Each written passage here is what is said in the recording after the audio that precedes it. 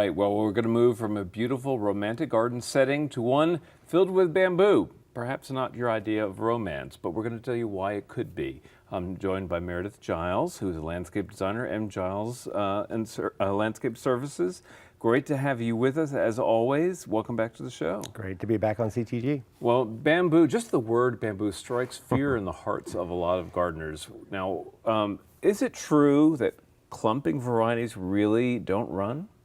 Well, Tom, all bamboos are going to spread, just like any plant. It's going to grow and it's going to get bigger over time. The two main types of bamboo you're going to find are running and clumping. Okay. Clumping bamboos, usually 2 to 6, maybe as much as a foot in a season that they will spread. I've seen running bamboos go 10 to 15 feet in a season. I've seen it go 30 feet in a season. But so it's more manageable for sure.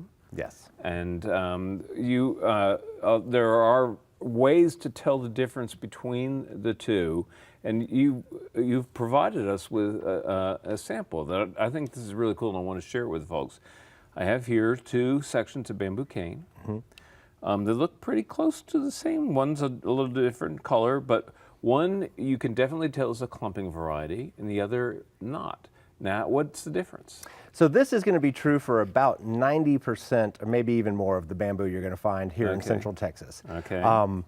The green one you have there, Right. that is a type of Phyllostachys, which is one of the running bamboos. Okay. And they actually have a very distinct flat part Right. that alternates. No, yeah, I'm running my finger down here, and I can feel this groove that runs along the comb. So Yes. that's the flat part you're talking about. Yes, that's called the sulcus. Okay. And so you'll notice on the golden bamboo you have there that it's perfectly round. Okay. So that's often Alphonse Carr bamboo, which is a clumping variety of bamboo. Okay, so perfectly round like a straw, but if you run your finger along a runner, you're going to feel a little rill or a depression in there. Yeah, and I think this is especially important if you moved into a new home or if you've had new construction.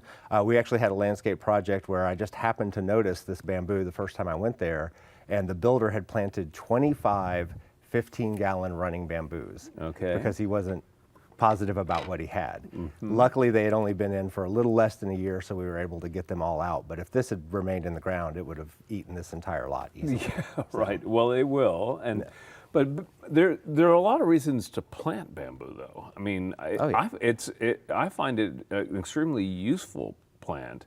So the clumping varieties sound more attractive. Why don't we introduce people to a few varieties of them, then we can talk more about care and control. Okay. You've brought 3 with you. One is called Alphonse Carr, and again, clumping, right? Yes. And so tell me a little bit about this variety. Well, Alphonse Carr is probably the most useful one for what most people want. Most people want bamboo for screening. Absolutely. Because it gets height quickly. No plant gets mature height as quickly as bamboo will. But Alphonse Carr is kind of a more manageable height, usually around 15 to maybe 20 feet, but 12 to 15 is more common here in Austin. Okay. It is still going to have some spread to it. You want to give it some room. I'd probably give it at least 5 or 6 feet. Okay. But good manageable size. Okay, well, it sounds like a great size. And let's talk about conditions that it likes to grow in. I think of bamboo as being fairly flexible, full sun to pretty heavy shade sometimes. Yeah, I mean, obviously, like any plant, the more sun it gets, probably the better it's going to grow. Okay. I've got some bamboos that are in fairly heavy shade, and they tend to be a little thinner, a little more stretched, just like most plants will. Right. But I have some growing under pecan trees and things like that that are fairly shaded, and they seem to be doing well. As you get into more and more sun, when you get into really heavy sun, you're going to want to make sure that you have good irrigation for them or something like that, which we can talk about some more. Occasionally, good deep watering definitely makes a difference. Soil types, I see them wherever you have actual soil, clay soils in this area, but they don't seem to be doing particularly well in in limestone settings. Yeah, the natural habitat for most of these bamboos is going to be a little deeper, richer soil.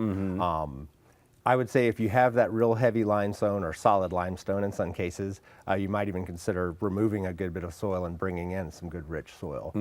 That will also help with control, because if you've really kind of had to hollow out some heavy limestone and put in good soil, they're not really going to want to stray into that limestone. They'll stay in the nest, so to speak. Yeah. Well, you brought another variety. This one I think is particularly graceful. What's the name of this one? This is Golden Goddess, and it is a slightly smaller bamboo, probably in the 10 to 12 foot range. Doesn't tend to have quite as big a culm, so it's going to be a little more arching in its growth pattern. Right. So maybe even a little more room as far as how much space it's going to need. Okay. But you will get more of that graceful, blowing in the breeze kind Yeah. of action. I can actually see, and looking at the specimen you brought, I think this would look lovely in a container. Yes, and they do very well in containers. I would choose a good size container. Don't try to cram it in a little tiny pot. Right. And obviously use a very good potting soil. Make sure the soil drains well, Right. all that good stuff. And what is the cold tolerance for bamboo? I was just thinking about that. Well, it kind of varies, and we did see this year with that one good freeze we had some damage around town. Things like the Alphonse Carr, the Golden Goddess, you'll get some minor freeze damage. One that was popular several years ago and has kind of fallen out of favor a little bit, the giant timber bamboo, Bambusa oldhamii. Yeah. Those really tend to take a hit, and I actually lost mine to the ground a couple of times, and I finally just removed it because I kind of got tired of it just having to start over again. Well, I every can year. see why you made the effort on that variety, though. It's spectacular. Yeah. Yeah, but I've never seen a really well-established stand of it in Texas, and we may now know the reason why. Yeah. All right. Well, there's actually a more petite form than you brought, and this one, it's called green hedge, right? And can you actually shear it like a hedge? You can trim bamboo like a hedge. The tricky part, and this is hard to do without a good demonstration, but hopefully you can follow me.